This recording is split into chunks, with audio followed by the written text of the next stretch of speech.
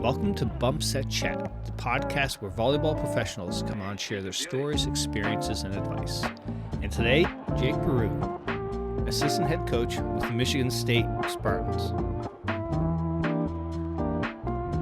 Welcome to Bump Set Chat, a podcast for volleyball professionals to come on and share their stories, experiences, and advice. And today I have Jake Barreau from the Michigan State Spartans. Welcome.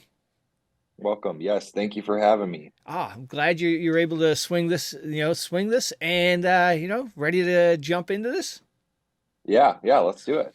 All right. So let's start off with three random questions. So what was the last TV show or movie you watched? I tend to binge watch things after they come out. So Yeah. I watched a lot of Big Brother, reality competition shows are my vice. Okay. All right. Favorite home cooked meal? We just did a team Thanksgiving meal at Coach's house. So everyone on the team made some food. So I'm a sucker for any of the comfort foods Yeah. mashed potatoes, mac and cheese, anything with carbs that's gonna put me to sleep. It's not great for me. I'm in. And actually, that must have been really interesting because I looked at your roster. You've got a diverse, We do. team from Poland, Turkey, New Zealand, and all over Yep. the U.S. Yep. So we actually, when we had our Thanksgiving, we do this every year at Coach's house where we split the team into teams and they each have to make a salad, a pie, and some sort of appetizer or hors d'oeuvre. And we try to do things that are familiar to them. So we incorporated a Polish version of a bean kind of salad, Yeah. and we had a couple New Zealand delicacies and one from Turkey. So we've done baklava. I don't know. We just like to have fun, and then our team that's domestic, the rest of our team gets to kind of try some new types of food too. All right. And the last question, what has been one of your favorite volleyball moments? I have some good ones. When I here specifically, we're turning around a program. So, just in season number 2 this year, we knocked off number 13 Penn State. That was a really, really great Wow. home match win. So proud of our team for that. And just to get to, I just remember sitting on the bench on match point, 18-16, we win. We have a middle serving, and just watching them kind of rush the court and celebrate, that was a really cool one. Very cool. And then I think similarly, I went to school at Wisconsin, and I was a part of that program. I have family members that played at Wisconsin. So, getting to be a practice player there. And then in 2013, after I graduated, I was a volunteer assistant. So I got to be a part of the staff, and we, made it from no tournament appearance the 5 years prior all the way to the national championship. Wow. That was a cool experience to be a part of. Excellent. We have a mutual friend, Peter. Yeah. So you guys, how do you know each other? So we went to college together. And then we also coached club together. We played together. So we have this kind of random group of people that all were students at Wisconsin that all got into coaching at the same time. Yeah. So me and Peter being two of them. And then, our buddy Eli is coaching at Illinois. We have a former friend, that was coaching previously at a couple different institutions, Dave. So, and one that's at Clemson now. So it's kind of cool to have all of our college buddies. I don't know, our paths get to just continue to cross, Excellent. So sort of like was it Mike Holmgren with all the, assistant coaches he had, and they've all scattered and they're everywhere in the league? Yep, pretty much. Excellent. Yeah, I actually had one of his freshmen on, and I asked her to share a story from the season about one of the coaches, a funny story, and she talked about how Peter is he'll fit in and be like the opposing setter and match their style, and she goes he is the best player she's ever seen. He'll just nonchalantly dig up a wicked kill, and he's just I did that. And it's just he's got some hands on him. And he actually coached under my head coach at Illinois State. So we have a bunch of different ties with each other. Oh, excellent. Very cool. All right. So how did the season go? It went well, honestly. We, when we got here in February of 22, we only had 7 players in the gym, so we had to recruit an Wow. entire roster. So in the 22 season, 11 of our 18 players were brand new to each other, like had just met each other, had just met us, had no idea like about our style or anything like that. So it was really like, hi, nice to meet you. Okay, let's go play volleyball. Like we just were in it. Holy So cow. 23 was fun because we had a full off season together with this group that was just kind of thrown into the fire the year prior. And I think the results kind of reflected that. Like we were picked to finish 12th in the Yeah. Big Ten, and we finished 8th, and we swept our in-state rival Michigan for the first time in 10 years. We beat Penn Wow. State for the first time in 10 years. Like we had a lot of firsts this year that I think are really good building blocks for future seasons. Awesome. When did you discover volleyball?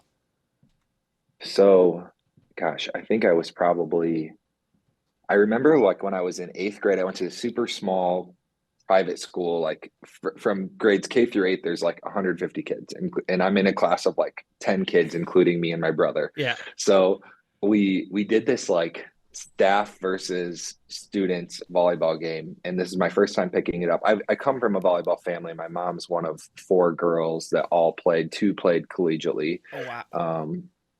So I knew the sport. I just had never played it. So I picked, we're playing this for fun game. I have no idea what I'm doing, but I like had a blast. And then when I got into high school, we didn't have a boys team. We didn't have anywhere to play. I had never played like on a team.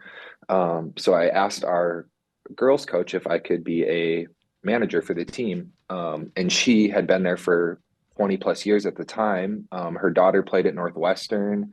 She coached my mom, my aunts, my Oh, cousins. So like wow. she knew me before I got there. Yeah. Um, so she's the one that gave me a shot. Like I got to do everything. I got to play in practice. I got to be like a assistant coach. I got to travel with the team. She's the one that um, encouraged me to go play club for the first time. So if she had not given me a shot, I don't know that I would Yeah. have even discovered it. So that's how I got into it randomly. But as soon Wow. as I picked up a volleyball for the first time, I just never put it down. Like anything I could do, Yeah. coaching, playing, whatever, I was doing it.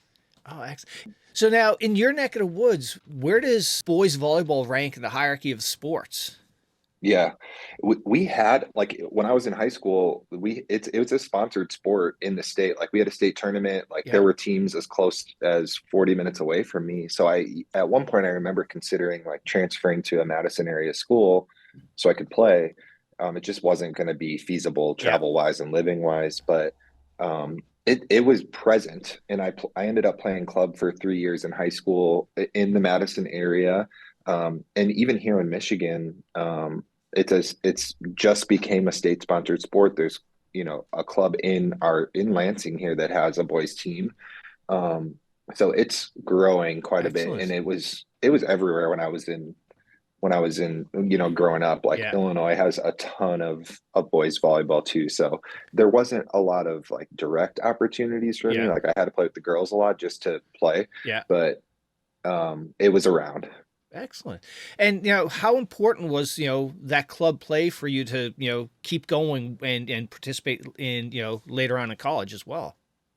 Yeah, super important. Like I met some of my best friends that way. I just knew that like that was the first sport that I'd played, and I'd played a variety of sports growing up. Like we just were an athletic family where Yeah. I picked it up and I was like, I love this. Like this is so much fun. And I put more dents in my garage door just peppering with myself than I Yeah. than I can tell. I remember like I just couldn't put the ball down. Like I would sleep with it. I would have it in the house, just like walking around room to room. I broke so many lights. My mom, like we just lived in darkness until I graduated. Like my mom was done replacing light bulbs. Yeah. So that Oh, I mean, it was the first thing that I picked up that I could really feel like I love this. Like yeah. I want to play any chance I can. Oh, that's so cool. And now, what was the hook it had on you? Why Mhm. volleyball? Why did this sport just, grab you with both arms? Yeah, I think I just liked how like fast paced it was, and how the skill sets are kind of unique to the sport. And Yeah.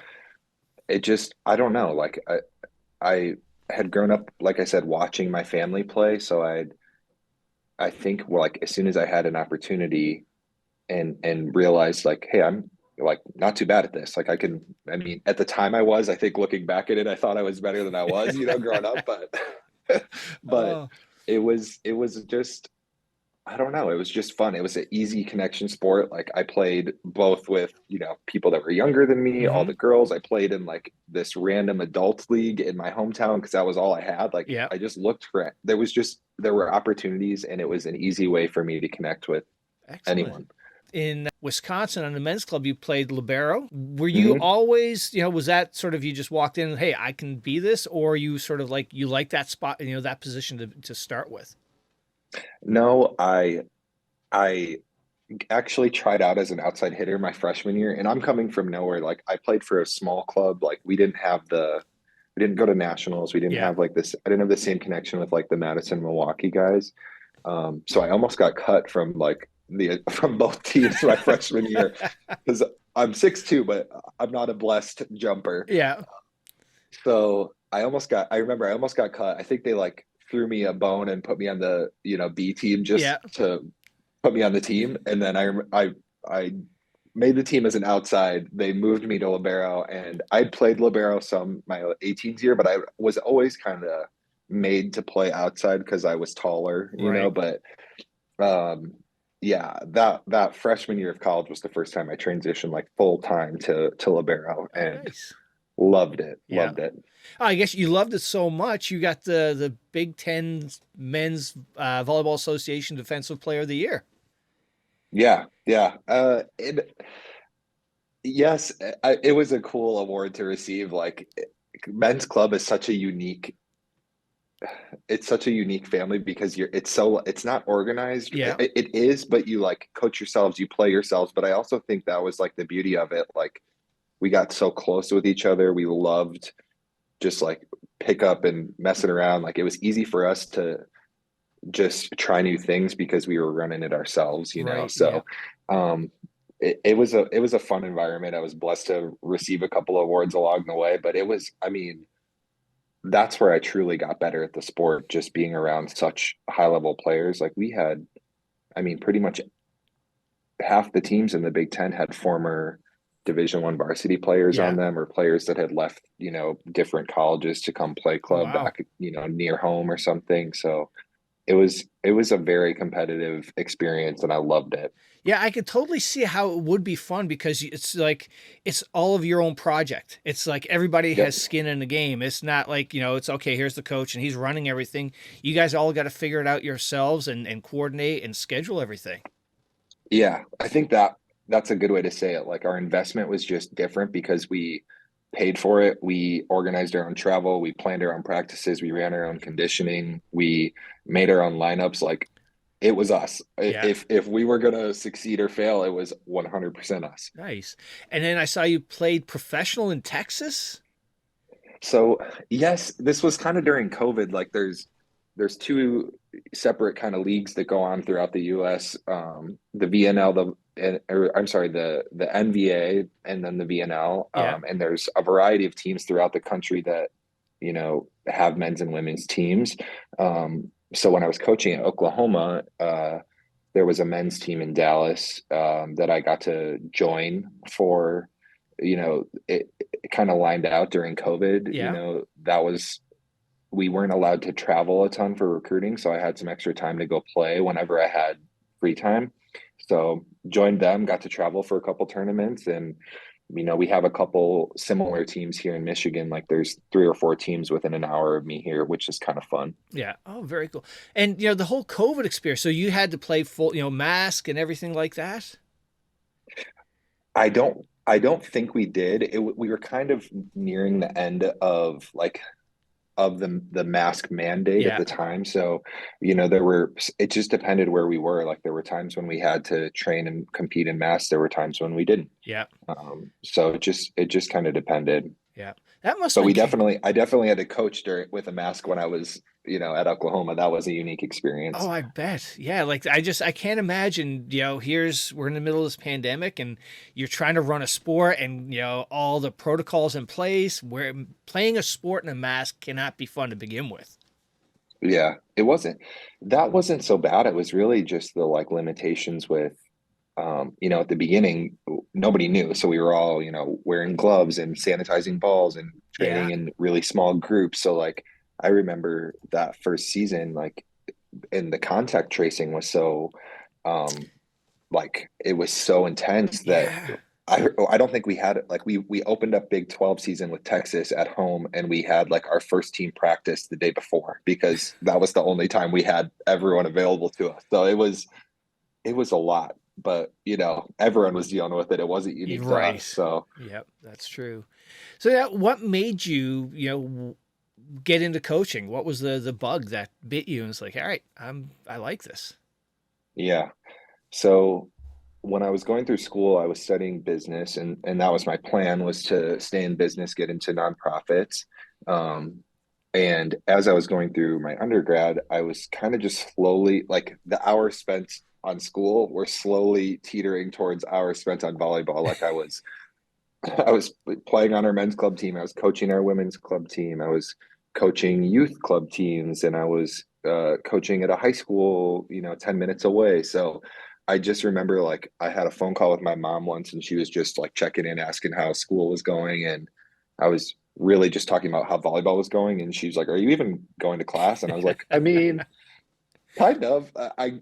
Yeah." So I'm passing my classes, but it kind of just slowly became more apparent to me that volleyball was where I was dedicating my time because it just mattered so much to me. So Yeah. I knew by the time I was graduating that was what I wanted to do. Yeah. And now what was your first coaching experience? So I coached like a 15, no, no, my first year of college, I coached, aside from like when I was in high school Yeah. coaching our girls club team. And sometimes Coach Armson would let me like take them for summer league and things and be there, moonlight as a coach. But when I got into college, I'm 18 years old. I'm coaching a 17-year-old boys team that's like a satellite in Madison. And we're just terrible. And I'm less than a year older than these guys. So like Oh God. it was it was fun. I learned a ton. And I coached a variety of club teams throughout that time. And then I started coaching, high school volleyball too around that time. But it was I just remember like I felt like I had to be like, carry around my clipboard and like be something different. Like, how am I going to get the respect of these guys that, Right. I was essentially in high school with, 6 months ago? Yeah. And now what was that transition from coaching high school and club and now you're coaching college? That's it's night and day. Yeah. Yeah. It's It's really not like as different as you'd think. I think the differences come in, you know, the level of commitment's a little bit different, right? Like there's of course a gap in skill level, but there's Right. also just like people are making that choice to go get recruited and, join a team at the next level for their college experience. So that's a little bit different. The resources are a little bit different and just like how much you can get into like scouting, Yeah. statistics, you get to do this full time. So you get to spend more time just, it's almost like high school. It's more like high school than club because in high school, you're, potentially with your team for 4 years and your coach very similar Yeah. to college versus, 2 hours twice a week True. for, 6 months with a club team. Yeah. What was your path to Michigan State? hmm So I I finished my undergrad. I did that one season as the volunteer assistant with Wisconsin. After that, I was kind of on the job hunt. I spent a little bit of time in Chicago and fell into very late a job at Missouri State in Springfield, Southwest Missouri, like June when the season starts, August. So that program that I got to join was storied. Like I walked into something that was very well established and got to kind of cut my teeth and be a part of something. And that was amazing. Like I loved it. I spent 4 seasons there. We went to three NCAA tournaments, Wow. won 9,800 matches or something ridiculous. But like I said, I walked into something that was already Yeah. really special. So 4 seasons there, and then I spent 3 seasons at Oklahoma, one season at Illinois State. So that's when I joined Coach Johnson at Illinois State, and then she got the job here at Michigan State, and I was lucky enough to get to follow her. Oh, that's awesome. And now over the years, what sort of have you noticed any significant changes in coaching styles? Mm, I think probably the most notable, and this is across a lot of sports, is just like the, you know, hard nose, like, yeller, Right. that type, like fear-based coaching, Yep. it doesn't cut it anymore. Um, so I think that's a pretty big change. But aside from that, not a ton. Like Yeah. there's been so many good coaches throughout the years, and I think there's just new styles, new ways, and the game continues to develop. I think the fact that the participation in volleyball is growing at the rate that it is, Yep. it's just lending itself to like a lot of growth in other areas. So we're seeing, new training styles, new coaching Yep. styles, which is awesome for the sport. Absolutely. Yeah. 100% agree. And now over the years, what's been some of the sort of the more of the challenging things to deal with as a coach? Hmm. I think like initially for me, coming from being a volunteer assistant into like a full-time paid job, like just finding your voice right away Yeah. and being confident with that is always a challenge. And then I think, you know, learning a lot of different things. Like initially I was doing a lot of scouting and video and match prep, which I loved, and a lot of training. And then I transitioned to Oklahoma to doing a lot of recruiting, which was, we all do a little bit of everything, Mm-hmm. but for that to be my like main job was new to me. So um that was I think I just enjoyed like getting to try something different and add that to my bag of tricks, so to speak. Yep. But I mean, unique challenges, but that's why I love this. Like every day and every season is something different. Like we Yep. just added, we have three assistant coaches, four full-time coaches for the first time ever this last season. So even that is unique. Like who's going to handle what in matches? How do we divvy up responsibilities? So Yep. um, every year is something new and different. Excellent. And now also, like you said you started out, you walked into a program that was successful, that has, such a, must have been so good for your experience to see how a well program, is built and whatnot and pick up the lessons from that. And, what are some of the other things that have helped you become a better coach? Hmm. Yeah, I think that was a big one. Like seeing somebody that had been in the game, at Missouri State for so long and had sustained success. I was like, okay, this is really cool for me to get to see how this program is run. Um, and I think, getting to make a jump then to a Power Five with a first time head coach was a cool experience for me too. Like she's learning a new role and I get to be a part of that experience, like Yeah. growing a program with her. Um, and then, fast forward to Illinois State and, you know, Michigan State, getting to do that with Coach Johnson. Like she's transitioned to school from Division 2 to Division 1. She took a mid-major to the top of their conference, and now we're, trying to do the same thing here at Michigan State. So I've had some pretty cool experiences under some really phenomenal women, and love like have learned a ton along the way. Yeah, excellent. And now, so you said, this year you have a whole bunch of new coaches coming on board as part of the team. So this past Mhm. year, as an assistant coach, what were some of your responsibilities within the team during practices and games? Yeah.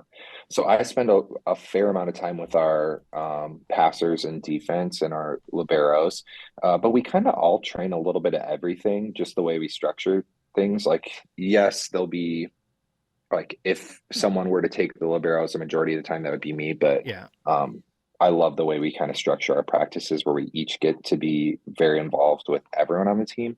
But my main responsibility is recruiting. Like that takes up a majority of my time, even in season, especially in season, to be Yeah. honest. So that's a lot of what I do. All right. And now, when we know the season's wrapped up, but during can you share with us what a travel week looks like from Monday morning to, when you finally get home, back in Lansing? Yeah. So it depends a little bit because the Big Ten's unique in the sense that like if a match gets picked up by the Big Ten network, we could play a Wednesday match. We had two or Okay. three Wednesday. Yeah. So those I don't mind those honestly. It kind of breaks up the week, but it does make it hard occasionally to like you don't often feel like you get to spend days on yourself. Like you always feel like you're in scouting and prep mode. Yeah. So when you have those midweek games, but usually on Mondays we start with the team meeting where we kind of go over, we review the week prior, we talk about what's coming up, we talk about our kind of action items in the gym that week. We watch a little film, and then we go right into practice.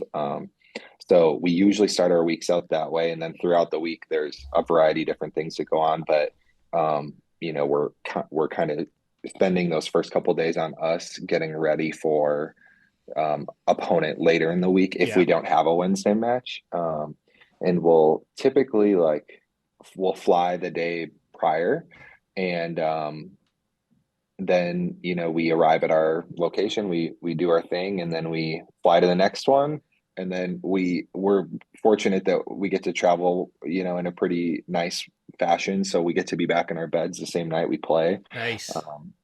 So that's kind of nice, and we definitely do not take that for granted. So that's kind of what the travel week looks like. Nothing like crazy or Yeah. super exciting, but we have a pretty set way of doing things. At least you're not out in Hawaii and you've got that big, travel distance you need to go across. Well, we'll see now with the Big Ten changing a little bit, Oh, yes. Yeah. That's Yeah, it right. won't be so. I keep telling people like it's just an extra weekend to a different place for Hmm. us. For the teams joining, it'll be a little bit different with them having to travel across the country every week. Yeah. So we'll see. Ah, and also, like you were talking about that Wednesday game, that's going to be tough for the students because now they may be missing a whole bunch of classes that during the course, normally they're, maybe Friday's the day that they've, sort of positioned that they don't have classes. Yeah. And the other nice thing about how we travel too is because we're taking a, charter plane, we can usually leave after classes on a certain day, Nice. which helps us quite a bit. And with there only being one or two Wednesday matches, usually, and one of those we had at home. So like you on a game day here, you'd go about your day as Yeah. usual, and then you'd report for, a pregame meal. And so unless we're on the road on a Wednesday, it doesn't affect things all that much. And that would really usually only happen like once, Yeah. maybe twice throughout a season. Oh, cool. And now, any traditions at Michigan State volleyball program that you guys, that are unique to you guys, or any of the players have any superstitions? So I told you about our annual Thanksgiving. Yeah. That's a big one. We have an annual Halloween practice. I think a lot of people do that. Yeah. Our coaching staff, we weren't as good with it this year, and then coach was very pregnant last season. So but what we plan to get back going is we usually travel with a spike ball set, and Oh, we keep okay. a while the team's warming up on the road for practices, our coaching staff plays, and we keep like a running tally. So we do that. um, and they all have their own little kind of Yeah. superstitions and things. But the one like big tradition is your senior night, your last home match, and we just had that. You kiss the floor afterwards, like a thank you, like for everything, So your final moments at our home venue, Yeah. you do that. Nice. And now, who's, is there one particular player that's on the team that can just, crack a serious moment and just like bring levity to the, just to sort of make everybody relax and, is there one player that sticks out amongst the team or a coach? Yes, yes, 100%. So we have a player randomly that we all knew before we got here. Her name's Julia Bishop. She'll be a senior setter for us. She was high school state player of the year coming out of high school. She's a native Oh, Michigander. nice. Um, so she just, I don't know, she's kind of one of those like once in a lifetime players that just is a complete program kid, like insane ability to connect with others. She constantly cracking jokes. I'll have to find a mic'd up video from her at practice, but she anytime music comes on, she's singing, she's dancing, she's in all my trick shot videos. She's the one doing those with me. So she's just a fun person to Yeah. coach. That's the one thing I've really noticed about the college game for women's is the bench. The bench is a whole nother, form of entertainment to watch during the game. hmm It's a big deal. I mean, and we take pride in that too. Like that's a big deal for us to make sure that our bench is one of the best. Like they take pride in that too. They've got they're doing things in match, like they're expected in between sets and timeouts to be providing information to their positions. Yeah. They track stats and rotations, but aside from that, like they've got specific cheers for every person and every skill, and they take a pride in that. Like just like our team's competing on the court, like they're Hmm. competing with the bench on the other side of the Yeah. court too. So Yeah. yeah, that's a big deal for us. Excellent. And one thing that seems to be huge in the last couple of years probably is the whole social media aspect, the videos that, that really helps promote the program sort of, organically.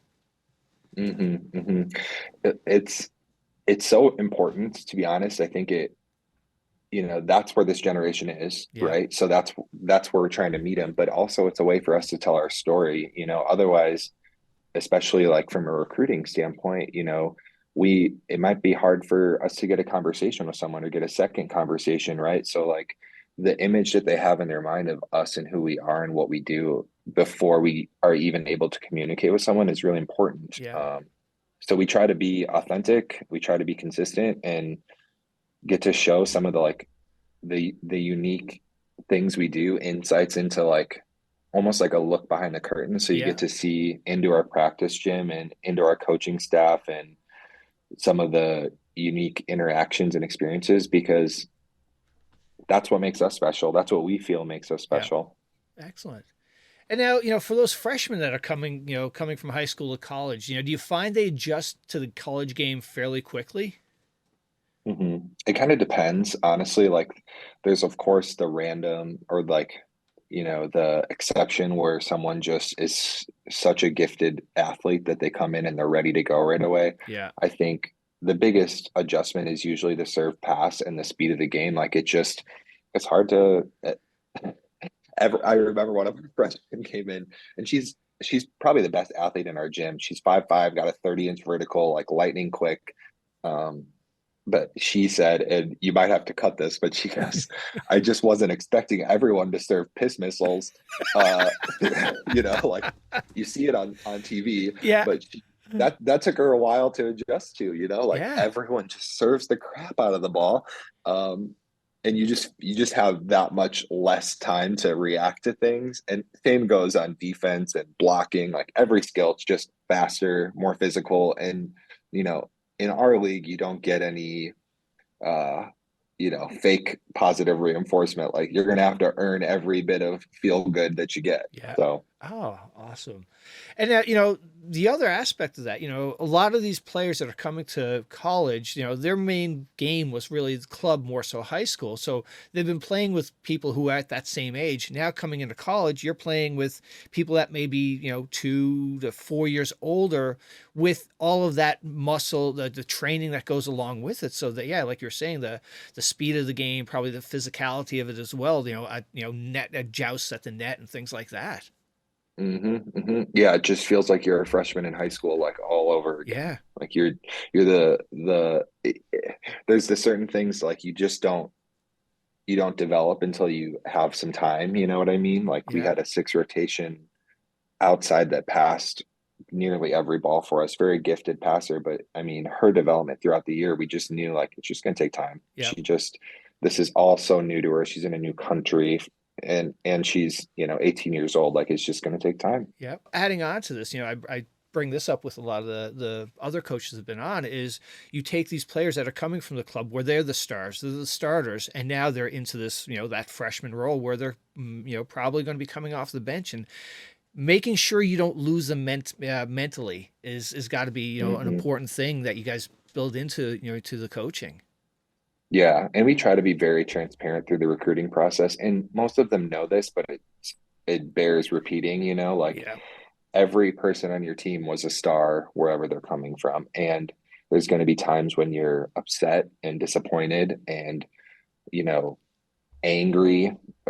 Your parents, your people from the outside are going to be like, what's going on? Why aren't you this, that, and the other Right. thing? And you just have to know, like, the things we can promise are you're going to be treated right. You're going to have a great experience. can never promise wins and losses, playing time, any of that, right? Yeah. Like those are uncontrollable. So, you just have to trust that you're doing the hard stuff with the right people in the right way, and the good outweighs the bad, pretty drastically. Like that's what we can promise. Yeah. And a great education at a great institution. Right. Yeah. Exactly. Yes, they got to go to school too. Yeah. Yes, absolutely. So now, so with with the kids that you're seeing coming in, those first years, are you seeing are there any common bad habits or that need to be fixed, or some common things you wish the high school or club coaches would work on or focus on a little bit more? Mhm.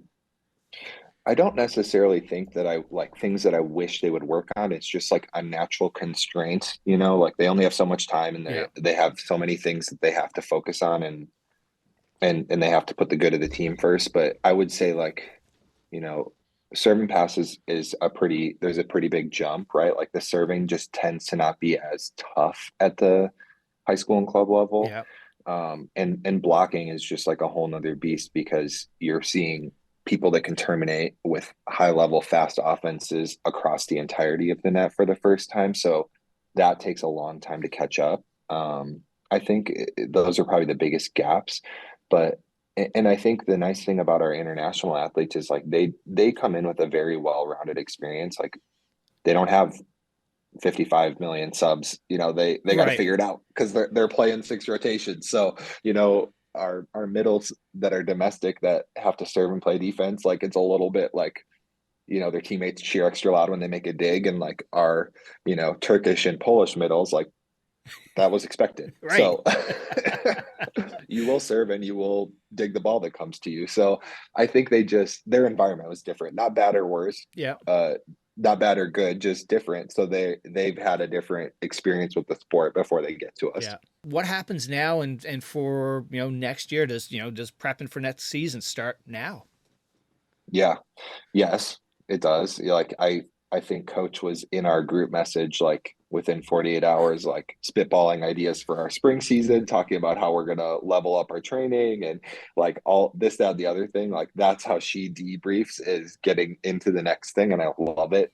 So yes, and like I kind of mentioned, we're into the, recruiting never really stops. So Yeah. while we're not out on the road until mid-February, we still have, campus visits and things like that going on. Yeah.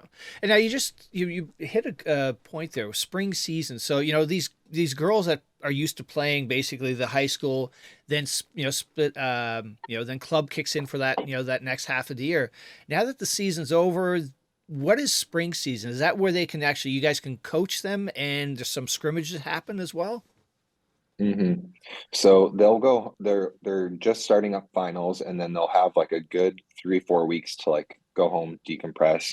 They'll still be doing, their own workouts and things, but they get to take a little break from volleyball, which is great. Yeah. And then, when they come back, we have two kind of separate segments. The first one, the 8 hour week, is very little volleyball, to be honest. Like we have maybe two or three either small group or individual or team practices that are, 45 minutes, an hour, like short things. But that is the first time where we get to spend a lot more time on them, the individual, and their development, Mm-hmm. because the fall it has to be team focused. Yeah. Um, and then the other portion of that 8 hour week is spent in strength and conditioning. So it feels when they come back like they're doing nothing. They are, and they need that time to acclimate and get back into things, Yeah. so they don't risk injury or Mm-hmm. overtraining. And then that last portion of the spring kind of looks very similar to the fall. Like we get into practice every day, and we, depending on, injuries and health and roster size and things, we get up to 4 competition dates to use. Oh, So wow. we might play in a single match. We might play in a little like try or a tournament. We did a variety of that. We used all of them last spring, which Yeah. was nice. That's good. And now over the summer, are they sort of encouraged to sort of, stick with the weight training, but, take it easy, or encouraged to, hey, play some beach? Yeah, so they still have access to our strength coach, and she's the only one that can work with them. It Hmm. has to be voluntary or at their request, Yeah. but she does a lot of training with them, and usually like the team goes home again after May finals and they'll come back, returners come back in June usually, and our incoming kids will come in July, just depending. Um, and the captains usually run like their own open gyms and Yeah. all of that as soon as they get back. And then they're, working summer camps and then season's here Yeah. before you know it again. Nice. And now, sort of from a recruiting standpoint, let's, what are some of the qualities you look for in potential players that would make them a Spartan? hmm I think the first thing is like if I'm watching someone, coach said this yesterday, and we try to think about things from this standpoint. Like it has to be either a heck yes or it's a no. Like we have to be, if we're on the fence or teetering or unsure, like it's a no. Yeah. And coach often says like, if I love watching you play, then I want to recruit you. You know what I mean? So yes, you have to have some sort of elite quality, whether that's, your jump touch or how hard you hit the ball, or, how well you read, or you just have a natural touch as a passer. Like you have to have some sort of elite quality that you can bring to our gym and level us up. Yeah. But you also have to have the like, got to be a competitor. You got to make your teammates better. Got to be a good teammate, because if we're, the quickest way to jump off our list is to be, to not be one of those things, right? Yeah. Like a little lazy, only working hard when someone's watching, not a great teammate. Those things, regardless of your skill level, will remove you from a list pretty quickly. Yeah. Yeah. I recently saw some articles or whatnot talking about the body language, having that hmm bad body language is a big, red flag to a lot of coaches. Yeah, I mean, you're with the exception of maybe like a setter or a six rotation outside, like you're not touching the ball quite a bit more than you are. So what you're doing off the ball, how you're moving, what you're doing between points, after you win or lose a point, after 20, after a set or a match loss or a win, like those are important things that we look at and we note. Yeah. When you're approaching a possible recruit, what makes Michigan State volleyball program unique, and how do you communicate that uniqueness to the prospective student athletes? You have this, large history of great athletics in the other programs, and just, it's a well-known program. hmm hmm I think for us when we were coming here was like we're not trying to go somewhere and do something where it's never been done. Like this program is 5 years removed from an Elite Eight. They've been to the Final Four. They've won Big Ten championships. So um, that was kind of the first check mark. And like you said, like it's a worldwide brand. Like I Yeah. can't travel anywhere without someone yelling "Go Green" at me, which I love. And I think it just, you know, there's support for everyone throughout the entirety of their life, Hmm. but also it just people want to see Spartans succeed. So those are big selling points for us. But I also think like, being a part of the Big Ten, being, a top 40 public institution with, 55,000 students on a beautiful land grant campus, like it's a very unique campus for the size that it is. Like Hmm. it's very, I mean, you can see the trees behind Yeah. me. It's very, very green. We've got a river that runs through it. So it just has, it's not for everyone, but it's unique in Yeah. that sense. Like we're not a big city campus. We have a more intimate vibe, even though we're so big. Yeah. Also, it's got to be cool for the kids walking through the airport, in their, wearing the brand and just, being recognized. It's just got to make them feel proud too. Yeah. I mean, you definitely feel like the weight of the Spartan head on your chest when you're wearing it. Like you just stand up a little straighter, Yeah. your shoulders back, like there is something to being a Spartan. You Yeah. know what I mean? Absolutely. And now, a little bit more on the recruiting side of things, being a, like we were talking about, your program has kids from Turkey, Poland, New Zealand. From a global standpoint, how are you finding, them, or are they finding you? It's kind of a mix. Like we have a variety of contacts that we go through that stay in regular communication. Some of them do a lot of their own work, but most of them use agents. And the difference I think for them, is they're used to living away from home and like, you know, from a very young age, they usually live in an apartment, are staying with a team, playing Yeah. with, doing volleyball full time. So like coming here to college is not a unique experience for them. So it's a good combo. And like I said, the skill sets are just a little bit different and their Yeah. exposure to the sport's different. So it's been really nice like to have we have a big melting pot of different people with experiences and life stories. And I think that's kind of our superpower. That's what coach always says. Like the fact that we are such a blended family is what makes us kind of special. Yeah.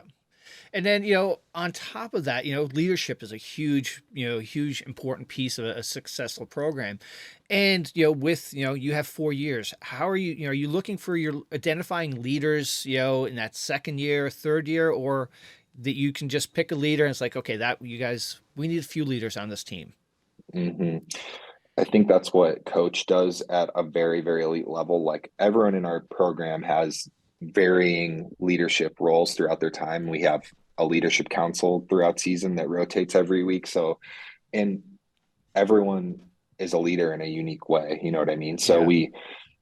it just depends. Like your freshman year, you might lead more by example if you're on the court, right? Like you're probably not going to be the one with the voice unless, it just depends on the person. But, we had Julia, who I was telling you about, that's been her since day one. You know what I mean? She's just a voice that people follow and want to listen to because she does things the right way. She puts in the work where people care what she has to say. Yeah. Um, and we have a variety of people like that. We have some that are quiet, that are never going to be the rah rah, but they're really good at connecting with people one on one. They're Yeah. really like they have good things to say when we're in our Monday meetings or when we're in small group film things. So like I think when people hear leader or captain, they think like, well, yeah, that person goes and does the coin flip and then they cheer the loudest. Like, Right. yeah, that is one kind, but I think coach does a nice job of like identifying people's strengths and then pushing them a little bit to like the edge of the comfort where like, okay, this is where we're gonna make you 1% better. Yeah. Nice. And now, during the season, are there, any games or anything circled on the calendar? We talked about senior night as a special moment, or is it that first practice when everybody gets together? What are, some highlights during the year that you like that, when we play them in our home, that's going to be big. You gear up for Yes. that one. I think it goes without saying that the when we play the school down the road, Yeah. that those are sellouts. Like it doesn't matter what sport, does not matter. So we had, I mean, I'll have to send you a picture after this. We had last season when we played them, we set a single match attendance record. We had like 8,000 people Wow. here. This year we had, a really, really great crowd. We set attendance records on the season again, but we had our 300 person band in attendance. Holy Like cow. we always, every sport kind of breaks out something unique. Like if you watch that match back on TV, because it was on BTN, it was a Wednesday game. Yeah. Um, like you'll just see like drums and band members as far as I can see, like they take up the whole screen. So that's a big one without question. Yeah. And I think it means a little bit more to our native Michigan kids. But I mean, the nice thing about the Big Ten is like every match is such a big match. So Hmm. we circle them all. We circle every single one. Yeah. Like, of course, getting one of those wins with it against a team with a number in front of it, like those mean a little bit more. Yeah. But I mean, every match is a chance for kind of a signature win. Yeah, nice. Yeah, it's funny how you described that team down the road. I was just talking to one of the men's coaches from Ohio State, and he's talking about that program up north of us being, Penn. It's just like that's the We one. don't say their name. Yeah, Okay. just the school down the road. I love it. Absolutely love it. So now, volleyball is not just, there's that physical aspect to the game, but there's also that mental toughness. How do you work with the kids during the year to make sure they sort of stay on track? So we have a dedicated sports psychologist that will sometimes do activities with our team a lot in the spring. She does, but she's also available to them one on one, and they utilize her quite a bit, and I love that.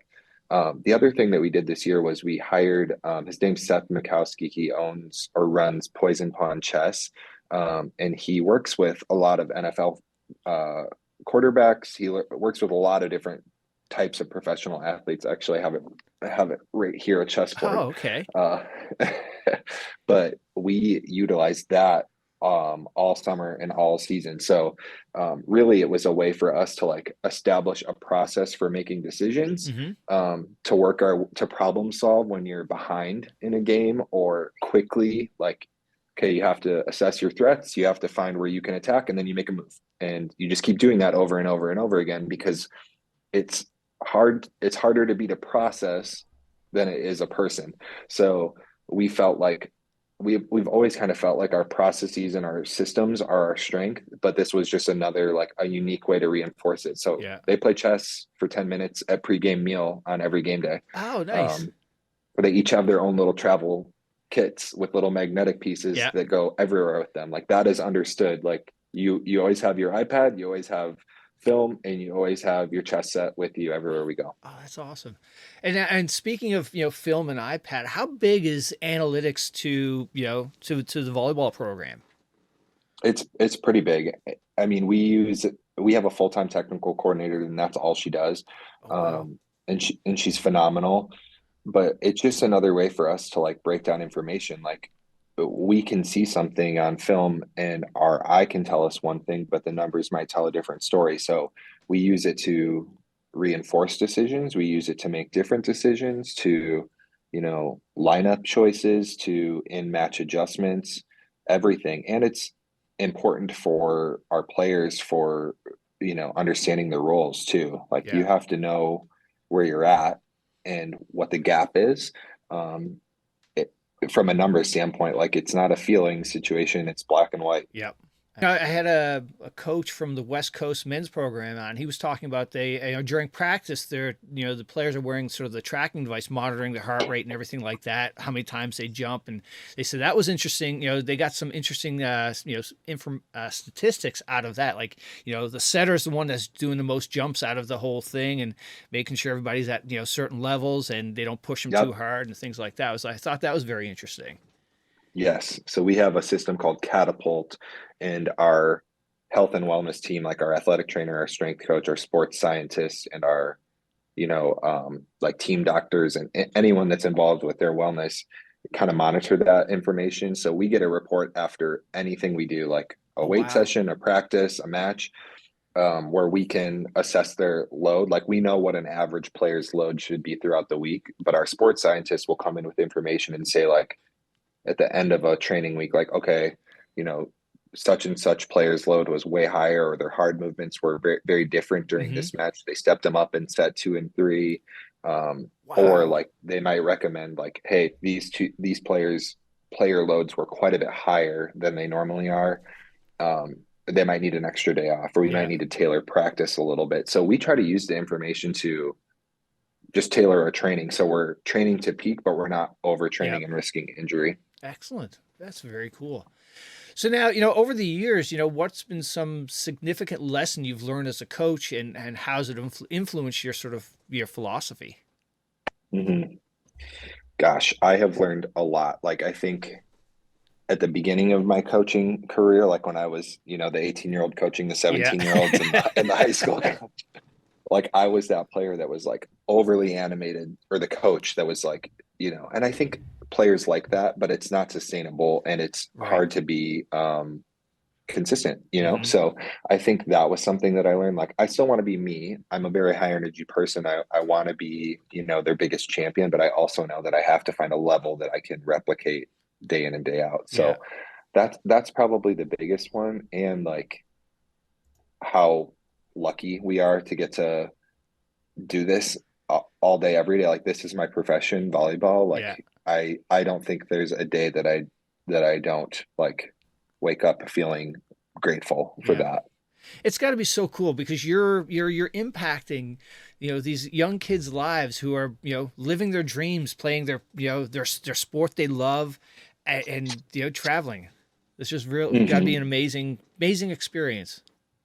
It is. And like, I think the cool part is, like, now that I've been in this coaching collegiately for 10 plus years now, like, I'm to the point where I'm getting invited to weddings, and like getting to be a part of life experiences, and Yeah. like that I have former players doing really cool things now. So it's it is very fun to see how their lives take shape after they, leave the court for the final time, Yeah. and just the impact they have on me. Like, when I got married, uh, I had my husband surprised me with like a video, and my team at the time was all in it, and it just like those are such cool moments. They Yeah. get to be we're so interwoven. It's not like coach has three kids too, so we're all just a part of each other's families, Yeah. and around each other so much. So it's special and unique in that way. Awesome. And now, for that coach who is just a high school coach or just starting out Division 3 coach, what kind of advice do you have, would you share with them from your experiences? hmm I think first and foremost, like, just be yourself. I think there's a natural want to feel like you have to be something different or better, or like your coach hat is different than your person hat. And to a certain extent, yes, but that's something that I learned throughout the last, 5-10 years, is like, there's not as big of a separation as you think. Like, just be you all the time.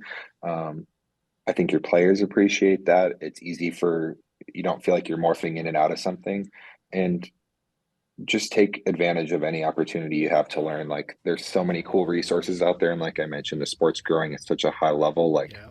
that's how a majority of us learned to begin with. Like, we just watched a ton, we asked questions, we put ourselves in environments to learn and grow. Like, we have some Division 2 and Division 3 powerhouses here in the state. Like, I want to go see what they're doing in their gyms. You know what I mean? Like, we Yeah. have some of the best club volleyball programs in the country here in Michigan. Like, I want to see what they're doing in their gyms. Like, we are not better because we're at a certain level. There's always things that we could learn and take from other people Yeah. doing the sport. All right. And now on the other side, that high school seniors that's, ready to make that jump into, college to play next year. What kind of advice would you have for them? If they're interested in a certain school, should they reach out directly to the coach, or what kind of, suggestions do you have for them? Yeah, yeah. If you're of an age where you can communicate directly with a coach, do it. Like, that's the easiest way to get a yes or a no, or just get some direct feedback. And I would say too, like, even if you're not the right fit somewhere, most coaches are willing to give you honest feedback, or help you find a fit too. So, but utilize your people that are in your immediate circle, like your high school, your club coaches, your parents. Like, ask questions like, what level do you see me at? Where do you think I could be playing? Like, if you want to play at the next level, there's an opportunity for you. It's just about finding the right fit. Yeah. And now, from a recruiting standpoint, are you going to sort of club tournaments or AAU tournaments or high school tournaments? Where are you targeting sort of to get the most out of your visit to sort of evaluate Yeah. the kids? Yes to all of those. Like, it's a combo of, club tournaments are definitely the most bang for your buck, so to speak. Like, you Yeah. just get to see the most high level competition in the same space. High school matches and tournaments are fun because you get to see them in a different environment, like I mentioned. Um, I love that. I love that. It's sometimes a little bit more challenging during our season, Hmm. but um, and I think uh, a variety of different other platforms. Like, we see kids a lot that just emailed us out of the blue. Like, we have a kid that's coming to us next year from Canada that we just signed, that is from the middle of nowhere, Nova Scotia, played on her club team wasn't like this national powerhouse by any means. And she just sent an email with video. And I was like, she's got something. She came to camp, and she committed shortly after that. So, you know, not everyone's story follows this kind of like same linear path. Yeah. Everyone's is vastly different. You just got to like utilize the resources you have available to you. Yeah. And, YouTube and email are always free. Hmm. So that's where I recommend you starting. And you don't need to do anything fancy or extra. Just play a lot of volleyball, watch a lot of volleyball, and put yourself out there. Have you ever had, the practice is underway or whatnot, you guys are just starting out, and you had this walk on kid that came out of nowhere, just like, hey, that person knows how to play. And you bring him as like, okay, yeah. Like, have you ever had that experience? Yeah. Oh, yeah. I've had players that were all Americans that were walk-ons, that Oh, you wow. just even you like you anticipate one thing or you expect one thing, you project, you try your best to as a coach, but especially the kids that have like the unwavering work ethic, they're just going to find ways Yeah. to do it, to get better, to find a role on the court, So I've had players like one of my favorite players that I've ever coached, three rotation DS. She never earned the Libero jersey, but she was a walk on. Um, she ended up playing, I think, just about every match in her career. Um, I remember like sitting in my office one day in the summer and I like hear a ball bouncing off the wall because the gym was like right below my office window. And I look out and she's got her dad tossing balls to her to pass. And she's like correcting his tossing form for him. Like kids like that, just they find a way. And Yeah. she ended up being an academic All-American too. Like you just Oh, that's awesome. there's kids like that that are just like they're going to make it happen no matter what. Yeah. Oh, that's so cool. Oh, we started before we started the pod. We talked a little bit about right now. You're refreshing that transfer portal. What is that Yep. whole? So what is the transfer portal? We'll start with that. Yeah. So, anyone that wishes to find a new home, that's the first step. You have to enter the transfer portal at our level to do that, even if you are at a school and not playing. So that's the first legal way that we can make contact with a kid, like where we see that, okay, so and so is interested in finding a new home. So that's how we find them. Are you looking for a certain position when you're scouring the transfer portal, or sort of what is your mindset? Like, okay, we need, next year we're going to need a great middle. Let's just, focus on that. Or are you just Mhm. looking for a certain name pops up and you're like, we need to grab her. Yeah. I think the longer you're in it, like most of the time you hit refresh enough, there's people that you knew or you recruited or you cross paths with. So Yeah. there's a little bit of that, but most of the time it's, you're trying to find and fill a need that you have Yeah. directly. Like we're Oh, looking for so and so that can do this and has experience doing this. yeah. Oh, okay. So now, because you're sort of like the Libero whisperer. You've had three different players, get Libero of the Year honor. So I got a couple of Libero questions for you. Okay, okay. All right. So now, how do you train your liberos to read and anticipate the opponent's attacks effectively? That is hard because so much of it is like what you come in with, you know what I mean? But I think there's a couple ways to make your reading skills a little bit better. First is just watching a lot of film, like tendencies, and second, I think is the better your whole team defense can get, the better your backcourt's going to be because there's not a lot, even at the highest level, the best blocking teams are not blocking a lot of balls, right? You're Yeah. digging far more than you're blocking.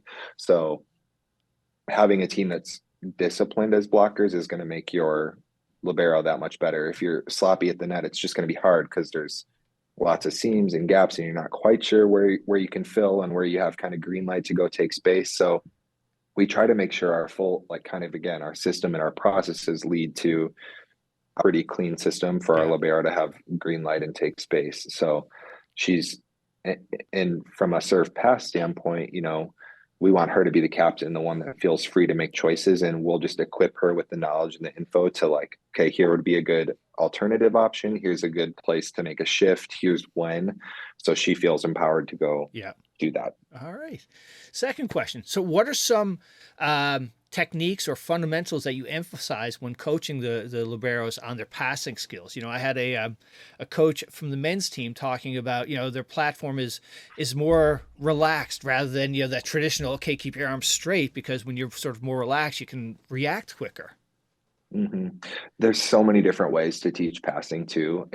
And some of it is like you also have to kind of honor what they come in as having a habit. Like if Yeah. it's not necessarily what you would train, but they're really good at it and they get the results, like you just got to try to find a way to morph them into your system while letting them be who they are as a player and just Yeah. try to make them a little bit better. So, we just like everyone, we talk about angles a lot. We talk about making early choices, and the better our full system is, and you feel like your comfortability with the people next to you, the better you're going to be individually. So we try to make sure that yes, our technique and skills individually are solid, but more importantly, like that you're comfortable with the people passing next to you and you Yeah. feel good about being in stressful situations together. All right. All right. Final one, then we'll go easy then. So in terms Okay. of leadership, what role do the liberos play in guiding the overall sort of defensive coordination? Yep. Yep.